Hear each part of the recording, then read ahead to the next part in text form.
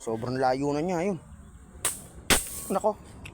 Tinamaan ako sa muka ng hangin. Pumutok na naman yung baril ko. Pumutok na naman yung hangin. Ay, nadali. Nadali. Ang layo no, no? Siguro ano na naman to. Isang malaking tsamba na naman tayo. Hinihilitan si. Nadali po natin. Medyo nakakubli po kasi yung ano. Ayun. Ayan, bumuhol na. Naku po, wag sana makawala. Dahan-dahan lang. Dahan-dahan lang. Naku. Pare, ang laki nun, no? Binuhol yung tansi ko. Ayun, no? Ayun, no? Napakalaki, oh.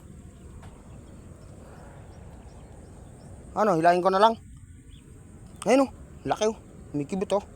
Ayun, pink na pink, pre, oh. Ayun, oh. Ay, hilahin ko na. Bahala na to kung makawala, ah. Ha? Pakulang ka? Ayun, nakawala na. Hindi mo kasi kinuha, wey. Sayang. Ayun, oh. Nakawala, oh. Ayun.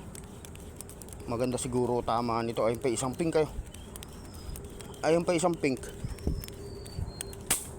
Maganda-ganda nga rin pala, oh. Ayun, malapad-lapad na. Kaso hindi siya ganun kalakihan. Pero kulay pink siya. Ganito po mga isda rito pangkaraniwan, eh. Kulay pink. Ayun, oh, dami, oh. Hintayin nyo ako makakidkid. Dapat pala dalawa bala ko, eh, no? Ayun, sumabit na naman. Ang lagi na lang ganito. Hassle ang putik. Ayun. Ang dali na siya. Malapad. Kaso payat. Ito po. Ang lapad nyo. Kaso payat.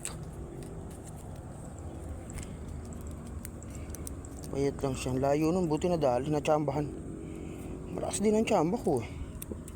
Ha? Malaki? Eh, galingan mo. Para makarami tayo. Eh, di ba yung ganyan? Galingan mo. Para nun, eh, bumuhol pa, eh, oh. Para nun meron man lang tayong maiuwi. Hindi puro kabag ang inuuwi natin. Ito, sigurado na to. Ulam na to. Ha? Malaki. Nadali mo? Yun lang. Dapat nadali mo. Ito po. Kulay pink. Ay malapad. Payat nga lang.